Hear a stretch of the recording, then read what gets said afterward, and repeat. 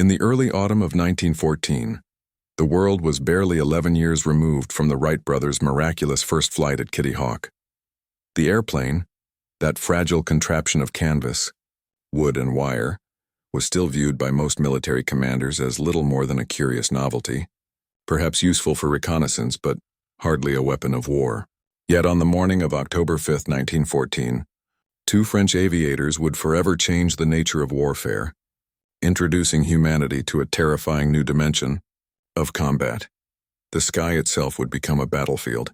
This is the true story of that historic encounter, the first confirmed aerial combat victory in human history, and the men whose names would be forever etched in the annals of aviation. Sergeant Joseph France and Corporal Louis Queneau. Joseph France was born on August 7, 1890, in the picturesque village of Beaujeu, nestled in the rolling hills of the Rhône department in southeastern France. From his earliest days, young Joseph possessed an insatiable curiosity about the world above. While other boys played with wooden soldiers and imagined battles on the ground, Joseph would lie in the grass for hours, watching birds wheel and soar through the endless blue. By 1911, at the age of 21, France had obtained his pilot's license, a rare and prestigious achievement in those days when aviation was still an experimental pursuit, reserved for the brave and the slightly mad. He found work as a test pilot for Robert Savary, one of France's pioneering aircraft manufacturers. In this capacity, France pushed the boundaries of what these primitive machines could do, testing new designs and modifications that would eventually save countless lives. But Joseph France was not merely a test pilot. He was a showman, a daredevil who understood that aviation needed champions to capture the public imagination. In the military competitions held at Camp de Chalon, he dazzled crowds with displays of aerial acrobatics that seemed to defy the laws of physics. And in December 1911, he accomplished a feat that would cement his reputation as one of France's most skilled pilots. He successfully flew his aircraft between the towering spires of Chartres Cathedral, threading that narrow gap with a precision that left spectators breathless with wonder and terror. When France was called up for military service in 1912, he continued to fly during his leaves, unable to stay away from the sky that had become his true home. On August 1, 1914, as the storm clouds of war gathered over Europe, he was assigned to Squadron V-24 of the French Air Service. 5 days later, on August 6th, he was promoted to sergeant, recognition of his exceptional skills and leadership. Louis Queneau's story began very differently. Born on October 2, 1892, in Paris, Louis grew up in circumstances that would have crushed a weaker spirit. His mother worked as a cook, struggling to provide for her son in the modest working-class neighborhoods of the capital. His father remained unknown, a fact that marked young Louis with the stigma of illegitimacy and the rigid, social structure of early 20th century France. It was not until Louis reached the age of 13 that Eugène Léon Queneau formally recognized him, giving the boy a proper surname and a measure of respectability.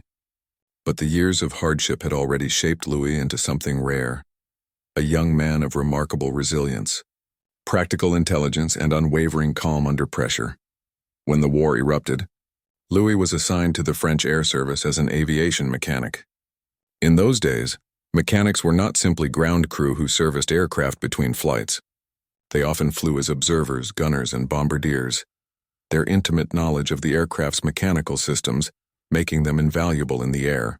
Louis was assigned to work with Sergeant Joseph France, a partnership that would prove to be one of the most consequential in military history.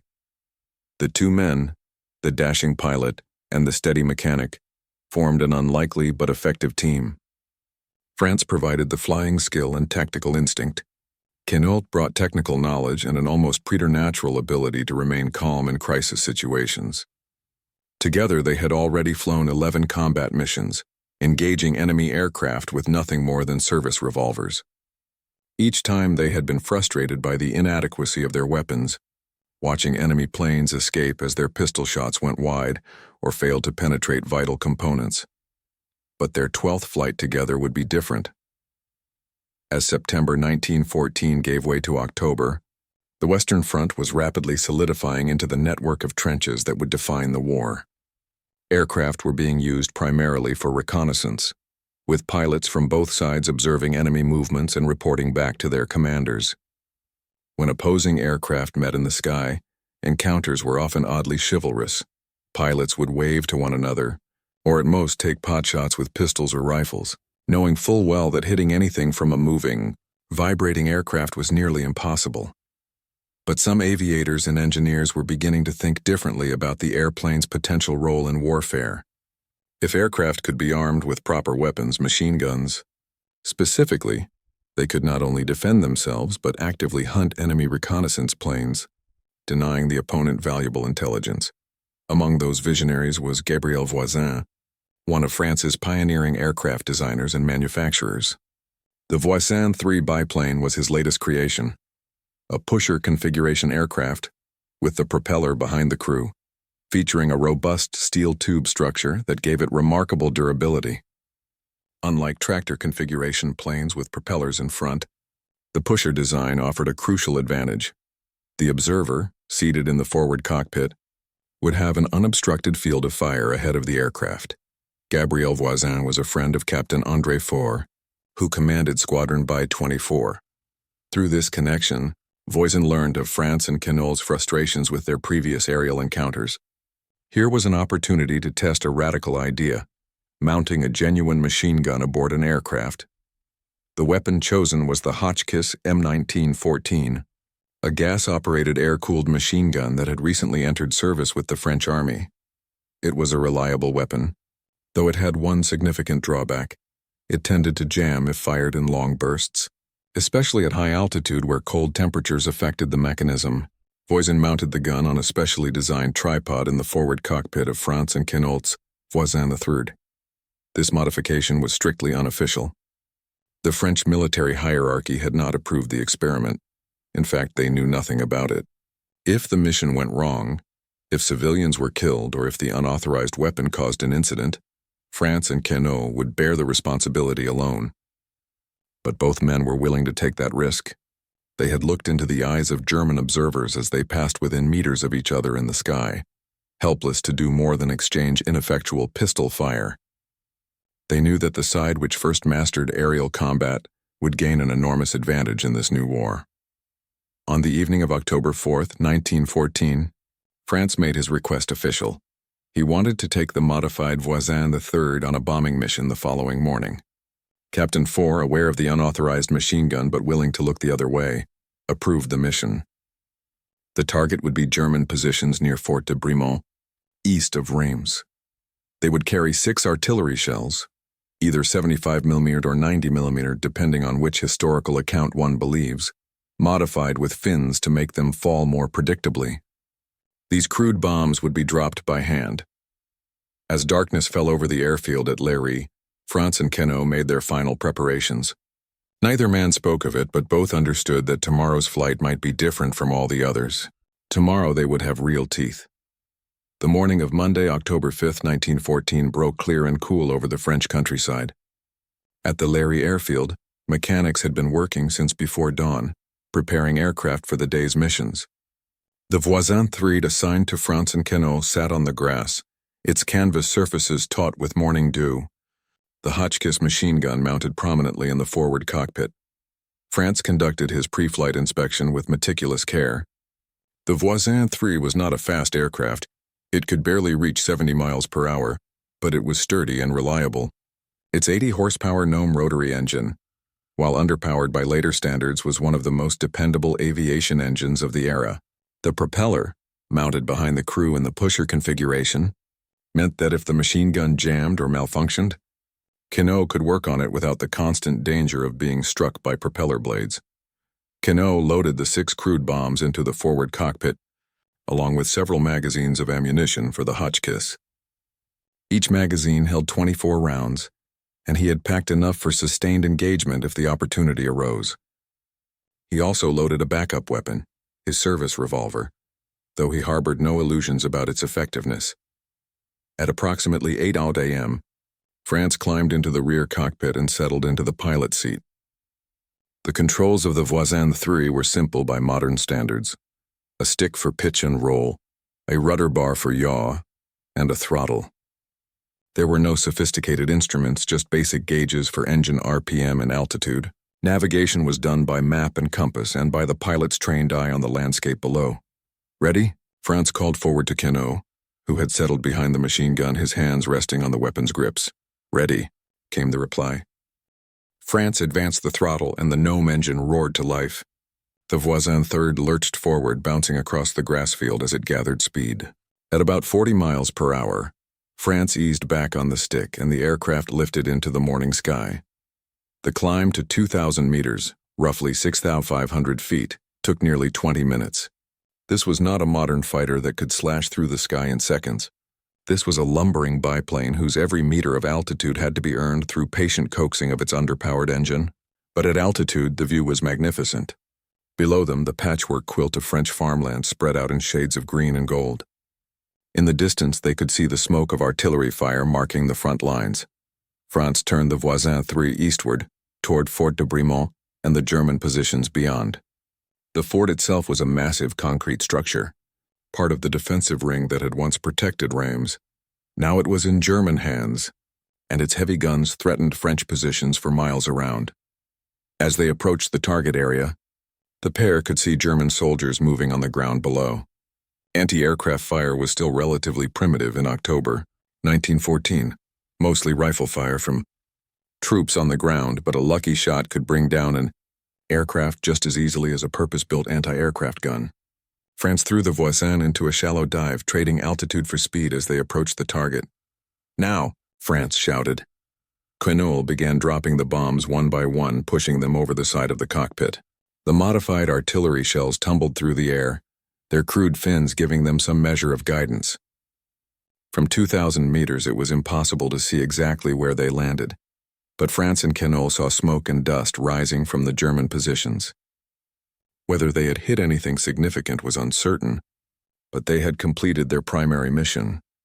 Franz pulled the Voisin out of its dive and turned northward, toward the Chemin des Dames, a road that ran along a ridge and served as a crucial supply route. Both men were elated. The bombing run had gone smoothly, and they had encountered no enemy aircraft. But their elation would be short-lived. As the Voisin 3 flew over French lines at approximately 9 a.m., Queneau spotted something that made his heart skip, an aircraft in the distance flying a parallel course. Even at this range, there was no mistaking it. The distinctive shape and markings identified it as German. "Enemy aircraft." Queneau shouted back to Franz, pointing. Franz immediately turned toward the intruder. As they drew closer, they could make out more details. It was an Aviatic Bidu, a German reconnaissance aircraft. This particular model, designated B55A8-14, was flown by Sergeant Wilhelm Schlichting, with Lieutenant Fritz von Zangen serving as observer. The Aviatic was a solid, reliable aircraft, similar in many ways to the Voisin 3, a two-seat biplane designed for reconnaissance rather than combat. Franz knew the German crew would have been conducting reconnaissance of French positions, gathering intelligence that could lead to artillery strikes or infantry attacks. If he and Queneau could bring this aircraft down, they would not only deny the enemy valuable information, they would make a statement about the viability of armed aircraft. But there was a problem. The Aviatic crew had spotted them as well. Schlichting put his aircraft into a wide, spiraling turn, attempting to evade. The two aircraft began a deadly dance in the morning sky above the French lines. For Joseph Franz, the next moments would test everything he had learned in his years as a pilot. The Voisin 3 and the Aviatic B-2 were roughly equal in performance. Neither had a significant speed or climbing advantage. This would be a battle of skill and nerve, not superior technology. Franz had learned lessons from his 11 previous aerial encounters. The key, he knew, was to get close, very close. The Hotchkiss machine gun was accurate enough at short range, but fired single shot or in very short bursts to prevent jamming. From a distance, hitting a moving target from a moving, vibrating platform was nearly impossible. But at 10 meters, roughly 30 feet, even individual shots stood a good chance of hitting vital components or crew members. The problem was that getting that close to an adversary required extraordinary flying skill and no small amount of courage. An aircraft flying at 70 miles per hour covers more than 30 meters per second. A collision at that speed would be instantly fatal for both crews. France maneuvered the Voisin behind and slightly above the Aviatic, the classic attack position. From this angle, Queneau would have a clear shot at the enemy aircraft while the German observer's carbine would have difficulty reaching them. It was the basic geometry of aerial combat, principles that would be refined over the next 4 years, but which France was discovering through hard experience in these early days of air warfare. "I'm going to close to 10 meters," France shouted forward. "Be ready!" Queneau gripped the handles of the Hotchkiss, his finger on the trigger. The German Aviatic filled his vision, growing larger by the second. At 9:15 a.m., Louis Queneau opened fire. The Hotchkiss machine gun chattered, sending its first rounds toward the German aircraft. The recoil shook the Voisin, and spent brass casings flew through the cockpit, glinting in the morning sun. Queneau fired in short bursts, just 3 or 4 rounds at a time, then released the trigger to prevent jamming. In the Aviatic, Lieutenant von Zangen returned fire with his carbine, but the range and the turbulence made accurate shooting nearly impossible. His bullets went wild, passing harmlessly by the French aircraft. The two planes were now locked in a deadly spiral, circling each other as they descended. Schlichting, the German pilot, was no novice. He threw his Aviatic into a series of turns and climbs, trying desperately to shake his pursuers or gain a position where von Zangen could get a clear shot. But France matched him move for move, keeping the Voisin in the optimal attack position. Queneau continued firing, his rounds stitching the air around the German aircraft. He could see some of his bullets striking the Aviatic's canvas covering, punching small holes in the fabric, but the aircraft flew on, apparently undamaged. In the cockpits of both aircraft, the noise was deafening. The roar of engines, the rattle of machine gun fire, the whistle of wind through struts and wires. Both crews were breathing hard, adrenaline coursing through their veins. Time seemed to slow down and speed up simultaneously. Below, on the ground, French soldiers had emerged from their trenches to watch this unprecedented spectacle. Never before had they seen aircraft fighting each other in the sky. Some cheered, some prayed. All watched with rapt attention as the two planes wheeled and dove above them. Among the spectators was General Louis Franchet d'Espèrey, commander of the French Fifth Army, who had emerged from his headquarters to witness the combat.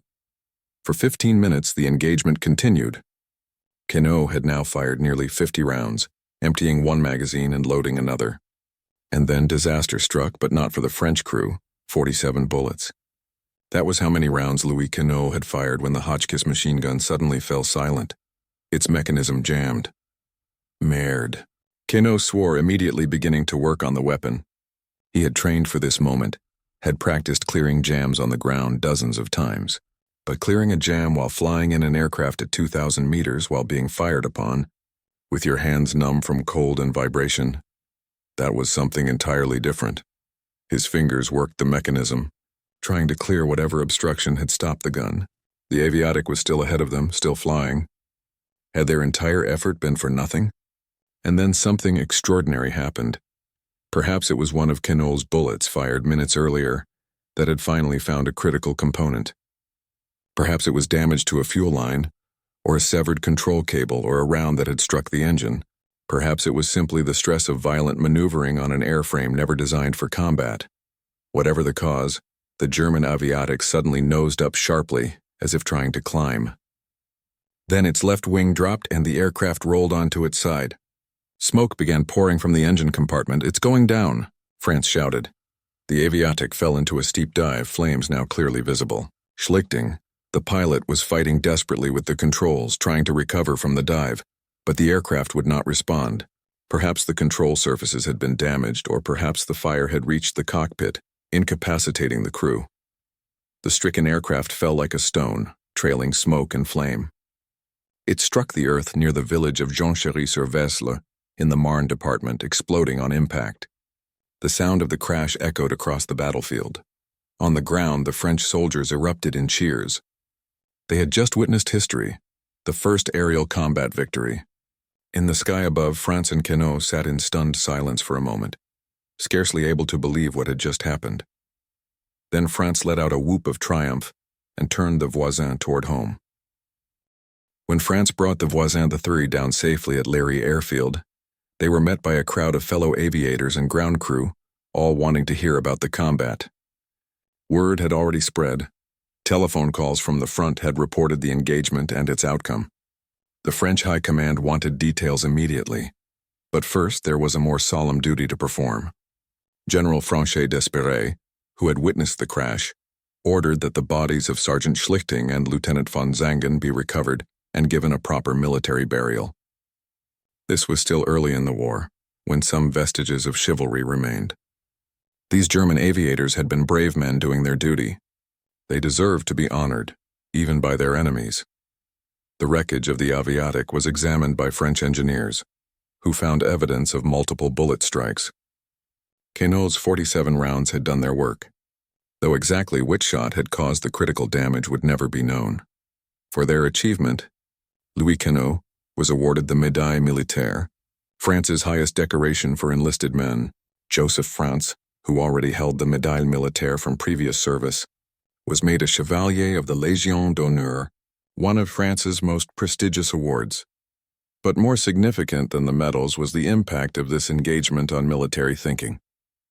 The French General Staff had been debating whether to arm aircraft or to focus exclusively on using them for bombing and reconnaissance. This single victory resolved the debate. Within weeks, orders went out for all French reconnaissance aircraft to be equipped with machine guns. Other nations quickly followed suit.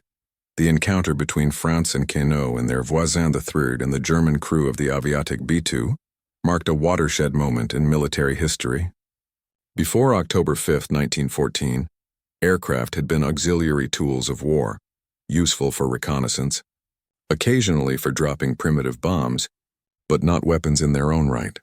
After October 5, 1914, the sky became a battlefield. The principles that France had discovered through trial and error, the importance of closing to short range, of gaining the altitude advantage, of positioning one's aircraft to give the gunner the best shot while minimizing return fire, these would become the foundation of aerial combat tactics. Future aces like the Red Baron, Eddie Rickenbacker, and countless others would refine these principles, but the fundamentals were established on that October morning over Reims. The success of the Voisin 3's pusher configuration, with its forward-firing gun, led to the development of more specialized designs. But the pusher configuration had limitations. The rear-mounted engine restricted speed and climb rate.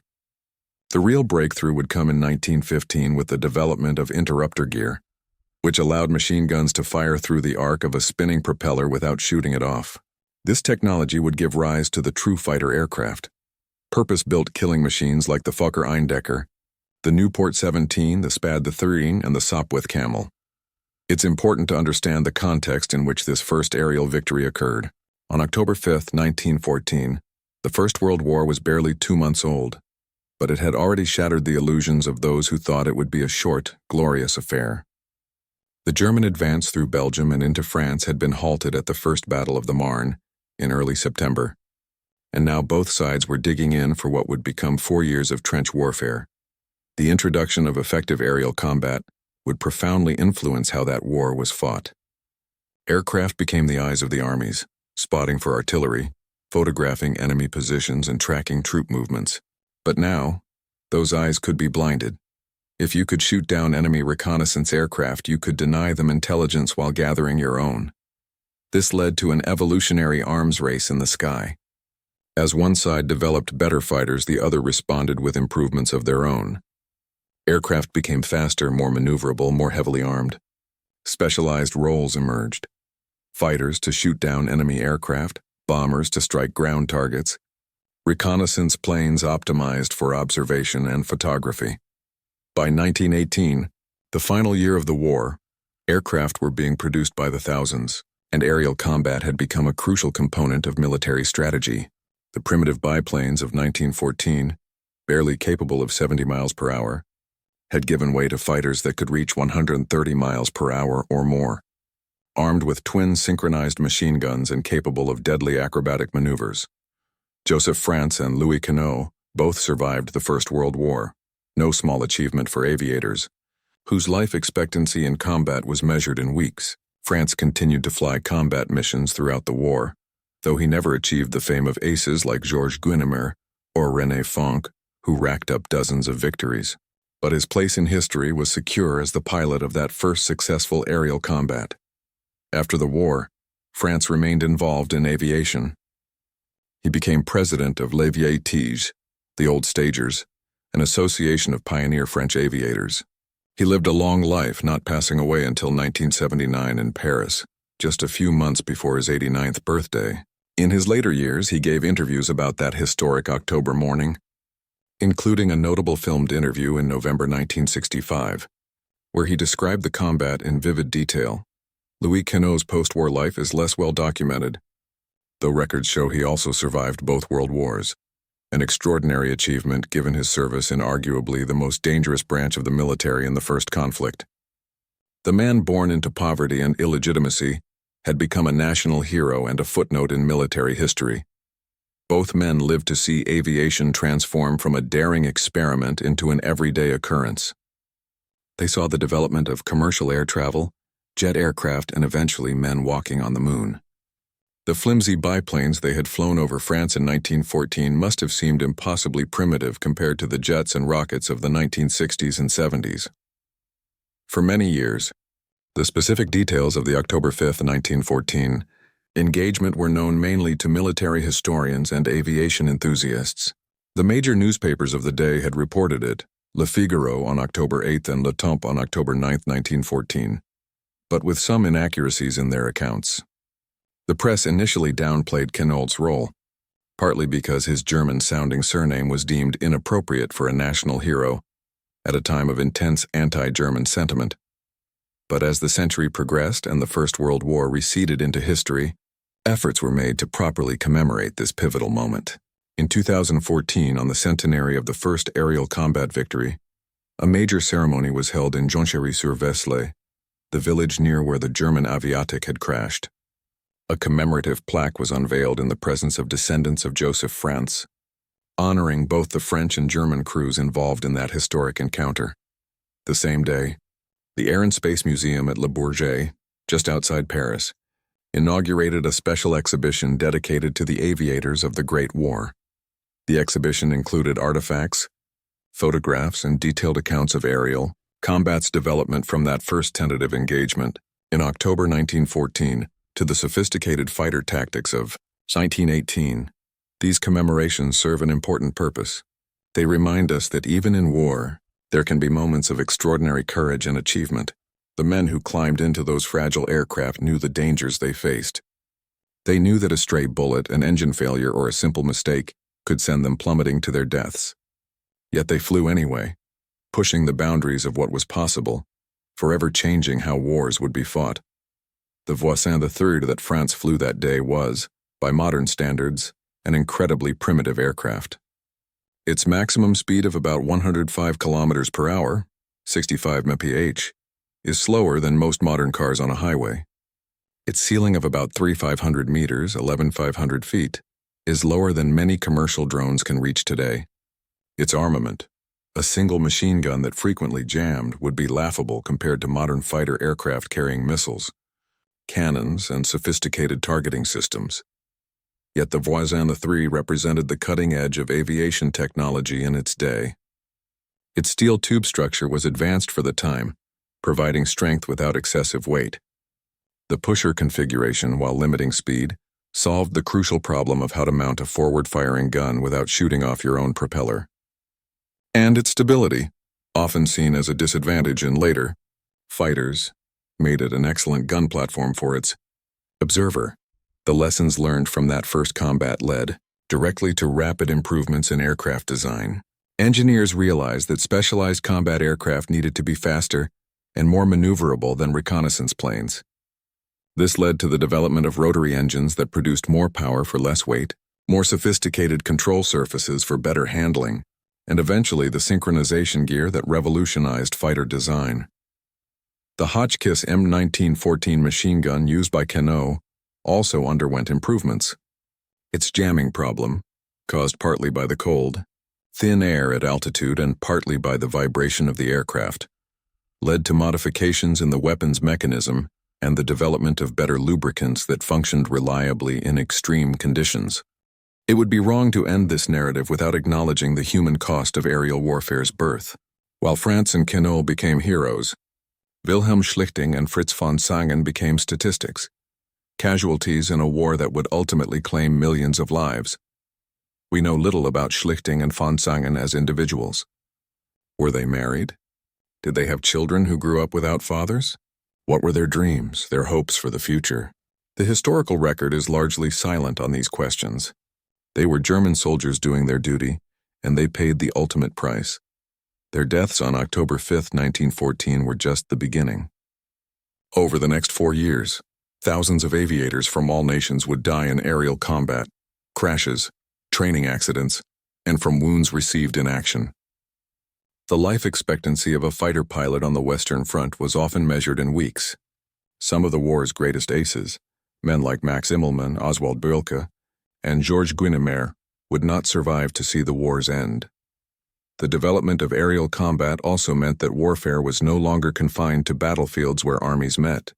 Aircraft could now strike deep into enemy territory, bombing cities, factories, and transportation hubs. Civilians, who in previous wars might have been relatively safe if they lived far from the fighting, were now vulnerable to attack from the sky. The bombing campaigns of the Second World War, culminating in the atomic bombings of Hiroshima and Nagasaki, would prove just how terrible aerial warfare could become.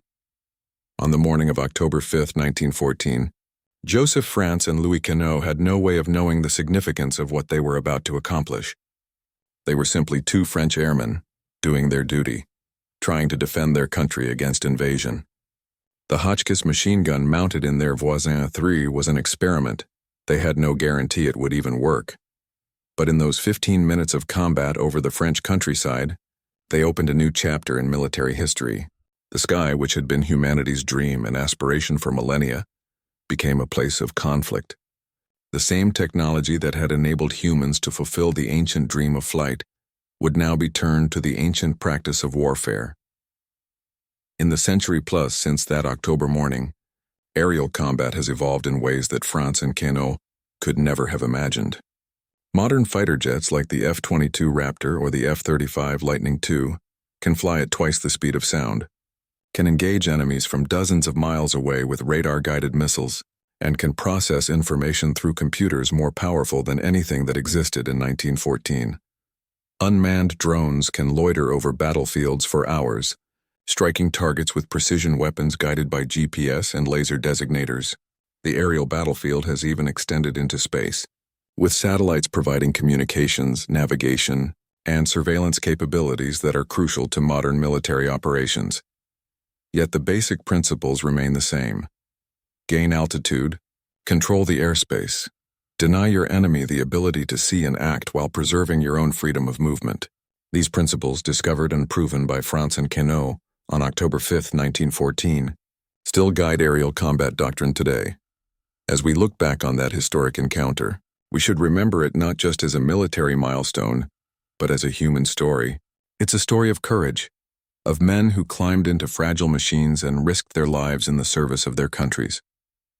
It's a story of innovation, of engineers and pilots working together to push the boundaries of technology. And it's a story that reminds us of both the ingenuity and the tragedy of human conflict. The Voisin 3 biplane that carried France and Queneau into history is long gone, likely scrapped for parts during or after the war.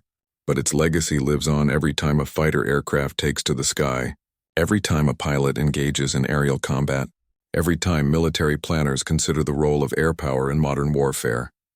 On that clear October morning in 1914, above the battlefields of France, two men changed the world. They would both live long lives, long enough to see the seeds they had planted grow into technologies and tactics that would have seemed like science fiction in their youth. And though the world they helped create has brought both wonders and horrors, their courage and skill on that day remain undeniable. The immediate strategic impact of the October 5th victory might have seemed minor. 1 German reconnaissance aircraft destroyed, 2 enemy airmen killed. But the ripple effects would be profound and far-reaching. Within days of the engagement, French military planners began reassessing their approach to military aviation. The debate between those who wanted to focus on bombing and those who advocated for armed reconnaissance aircraft was effectively settled. If aircraft could shoot down other aircraft, Then air superiority became a goal in itself, not merely a byproduct of having more planes than the enemy, but an objective that could be actively pursued through combat. This realization led to the concept of the fighter aircraft, a plane designed specifically to shoot down other planes. The French began developing the Nieuport and Escad series of fighters, aircraft that would dominate the skies in 1916 and 1917. The British developed the Sopwith Pup, and later the legendary Sopwith Camel. The Germans, initially caught off guard by French aerial superiority, responded with the Fokker-Eindecker and later the Albatros series. The October 5th engagement also demonstrated the importance of tactical innovation. France's decision to attack from above and behind, positioning his aircraft so that Queneau had a clear shot while minimizing return fire, established what would become known as the 6 o'clock high position, the classic fighter attack angle that remains relevant even in the jet age. Later pilots would refine these tactics, developing the boom and zoom technique, the yo-yo maneuver, and various defensive spirals and scissors maneuvers. Perhaps most importantly, the engagement proved that air combat required a specific set of skills beyond simply being able to fly an aircraft. It required spatial awareness, marksmanship, tactical thinking, and coolness under pressure. This recognition led to the development of specialized training programs for combat pilots, creating an elite cadre of aviators who would become known as aces, pilots with 5 or more confirmed victories. Before October 5, 1914, military aviation doctrine barely existed. Aircraft were viewed as reconnaissance tools, essentially flying observation posts that could provide information faster and from greater distances than cavalry scouts or observation balloons. The idea that aircraft themselves could be strategic assets, capable of influencing the course of battles and campaigns, was revolutionary. The success of France and Queneau's mission helped establish several key principles that would become fundamental to air warfare doctrine. Air superiority. The concept that controlling the airspace over a battlefield provided significant advantages became central to military planning. If you could prevent enemy aircraft from conducting reconnaissance while protecting your own observation planes, you could gather intelligence while denying it to the enemy. This asymmetry in information could prove decisive. Escort and interception. As reconnaissance aircraft became targets for enemy fighters, the need for escort fighters became apparent. Conversely, intercepting enemy reconnaissance aircraft before they could report what they had seen became a priority. This led to the development of different fighter tactics. Escorts had to stay with their charges, while interceptors had freedom to attack aggressively. Combined arms integration. The information gathered by reconnaissance aircraft needed to be rapidly communicated to artillery batteries, infantry commanders, and headquarters staffs. This required developing new communications protocols and organizational structures. The October 5th engagement, witnessed by General Franchet d'Espèrey, demonstrated the potential for real-time coordination between air and ground forces. Technological arms race. The engagement also highlighted the importance of continuous technological improvement. The side with faster aircraft, more reliable weapons, and better training would have significant advantages. This drove rapid innovation throughout the war, with new aircraft designs appearing every few months, each attempting to gain an edge over enemy counterparts. These doctrinal developments during World War I would lay the groundwork for the even more sophisticated air operations of World War II, where strategic bombing, close air support, and long-range fighter escorts would become decisive factors in military campaigns. While we celebrate the achievement of France and Queneau, it's worth considering the psychological burden carried by combat pilots.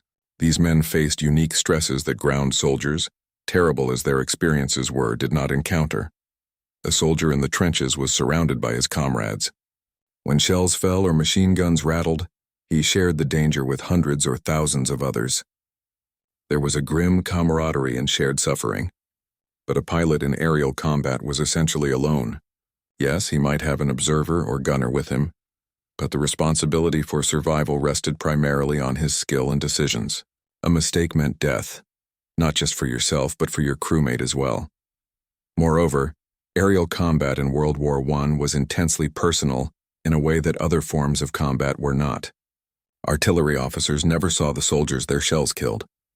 Infantrymen fired at distant figures or at muzzle flashes in the darkness, but aerial combat often occurred at ranges of just a few meters. Pilots could see their opponents' faces, could watch them struggle with controls as their aircraft fell, could see the flames consuming cockpits with men still trapped inside. Joseph France and Louis Queneau had the advantage of being pioneers. They had no predecessors whose traumatic experiences could haunt their imaginations. But as the war progressed and aerial combat became routine, the psychological toll mounted. Many pilots developed what we would now recognize as post-traumatic stress disorder, though it was known then as shell shock or simply not discussed at all. The famous Canadian ace William "Billy" Bishop wrote in his memoirs about the nightmares that plagued him. Dreams of aircraft falling in flames, of faces of German pilots he had killed. The French ace Georges Guynemer, before his own death in combat in 1917, spoke of feeling like a machine of death, emotionally numbed by the violence he had witnessed and inflicted. France and Queneau, having opened this Pandora's box of aerial combat, would watch over the next 4 years as thousands of young men followed them into the sky, and thousands never returned. Did they feel responsibility for this? Did they experience survivor's guilt? The historical record gives us few glimpses into their inner thoughts, but it's hard to imagine they were unaffected by the consequences of their innovation. As World War I progressed, aerial combat developed a romantic mythology that set it apart from the grinding horror of trench warfare. Fighter pilots were portrayed as knights of the air, engaging in chivalrous single combat high above the mud and blood below. This mythology was actively promoted by military propaganda departments, which recognized the value of creating heroes that the public could admire and young men could aspire to emulate.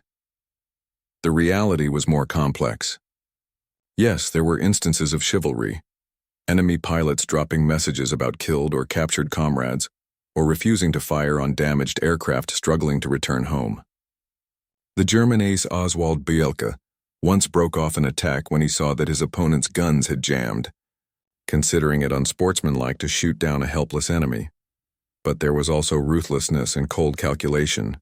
Many successful aces were not dashing adventurers but methodical hunters who studied their prey, waited for advantageous situations, and struck without mercy.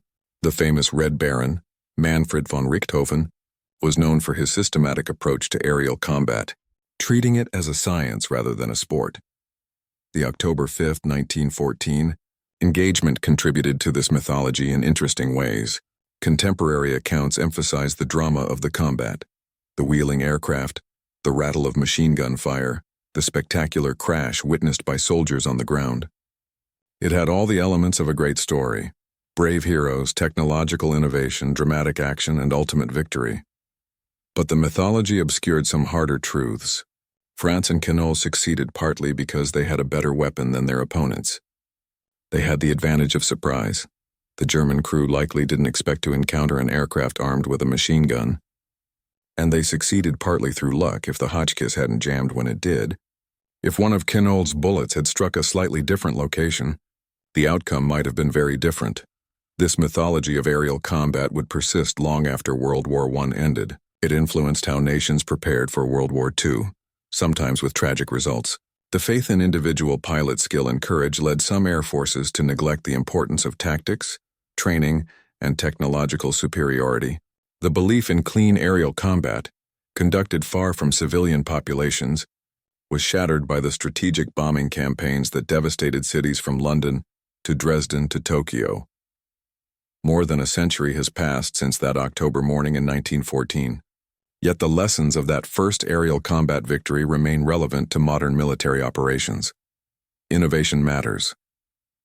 The decision to mount a machine gun on the Voisin the Threur was unofficial, almost unauthorized. It succeeded because individuals, France Queneau, Gabriel Voisin, and Captain Faure, were willing to experiment and take risks. Modern military organizations still struggle with balancing standardization and discipline with the need for innovation and adaptation. Combined arms are essential. The engagement demonstrated that air power is most effective when integrated with ground operations. General Franchet d'Espèrey witnessed the combat and immediately understood its significance for intelligence gathering and battlefield coordination. Modern militaries have taken this lesson to heart, developing sophisticated systems for integrating air, ground, naval, and space-based assets. Training and skill cannot be neglected. France's piloting skill and Queneau's marksmanship were crucial to their victory. Modern air forces invest enormous resources in pilot training, recognizing that even the most advanced aircraft is only as effective as the person flying it. The United States Air Force, for example, spends millions of dollars training each fighter pilot, and the training process takes years to complete. Technology is a double-edged sword. The Hotchkiss machine gun gave France and Queneau a decisive advantage, but it also jammed at a critical moment. This tension between the power of new technology and its reliability remains a challenge. Modern military aircraft are marvels of engineering, but they require extensive maintenance and can be vulnerable to electronic warfare, cyber attacks, and simple mechanical failures. The human element remains central. Despite advances in automation and artificial intelligence, human judgment and courage remain essential to military operations. France's decision to close to within 10 meters of the enemy, Queneau's calm clearing of the gun jam, their mutual trust and coordination, these human factors were as important as the technology they employed. As we conclude this narrative of the first aerial combat victory, it's worth reflecting on what that October morning in 1914 means for us today. For military historians, it represents a clear turning point, the moment when the airplane transformed from a reconnaissance tool into a weapon of war. The trajectory from that first engagement to modern stealth fighters, from crude hand-dropped bombs to precision-guided munitions, from visual identification to beyond visual range radar-guided missiles, shows both human ingenuity and humanity's persistent tendency toward conflict. For aviation enthusiasts, it's a reminder of how far we've come. The Voisin 3, with its maximum speed of 65 miles per hour and ceiling of 11,500 feet, has given way to aircraft that can fly at Mach 2 and operate at altitudes above 60,000 feet. Yet the basic principles, lift, drag, thrust, and weight, remain the same. The challenges that France faced in controlling his aircraft are fundamentally the same ones faced by modern pilots, albeit with the aid of sophisticated computer systems. For peace advocates, the story of October 5, 1914, is a cautionary tale about how military technology can escalate conflicts and expand warfare into new domains.